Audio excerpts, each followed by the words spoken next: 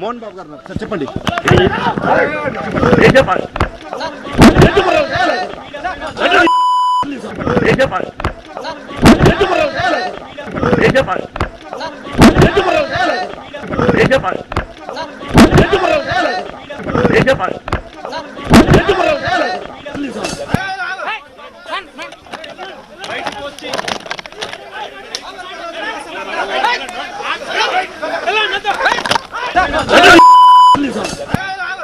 మోహన్ బాబు గారు సార్ చెప్పండి.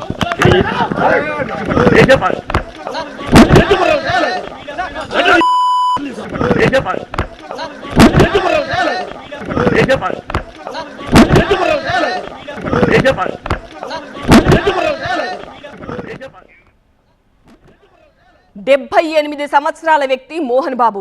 ఈ వయసులో ఎంత ప్రశాంతంగా ఉండాలి? వేరే ఇంట్లో ఏదైనా గొడవలు అడిగితే వెళ్ళి సర్ది చెప్పాల్సిన వయసులో ఉన్న వ్యక్తి, సమాజంలో పలుకుబడి ఉన్న వ్యక్తి, పేరు ప్రఖ్యాతులు ఉన్న వ్యక్తి, సినిమాల్లో హీరోయిజం చూపించే వ్యక్తి తన నిజ జీవితంలో ఎలా ప్రవర్తిస్తున్నారో మీరు ప్రత్యక్షంగా చూడొచ్చు.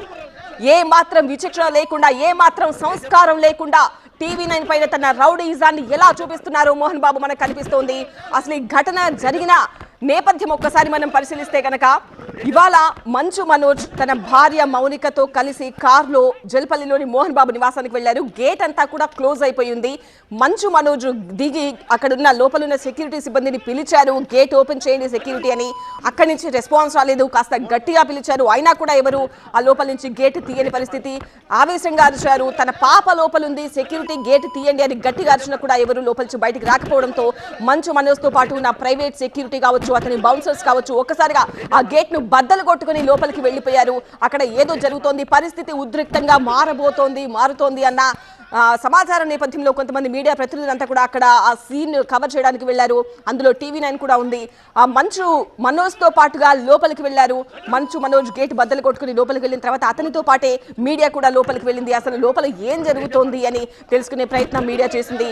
అక్కడ లోపలికి వెళ్ళిన తర్వాత మంచు మనోజ్ కనిపించారు. అక్కడ మంచు మోహన్ బాబు కనిపించారు. మోహన్ బాబుని TV9 ప్రతినిధి రంజిత్ జస్ట్ ఒకే ఒక్క ప్రశ్న అడిగారు. మోహన్ బాబు మనతో ఉన్నారు సార్, చెప్పండి. అంతే, ఆ ఒక్క ప్రశ్నకే ఎంత ఆవేశంగా మోహన్ బాబు ఊగిపోతూ దాడి చేశారో మీరు చూడొచ్చు.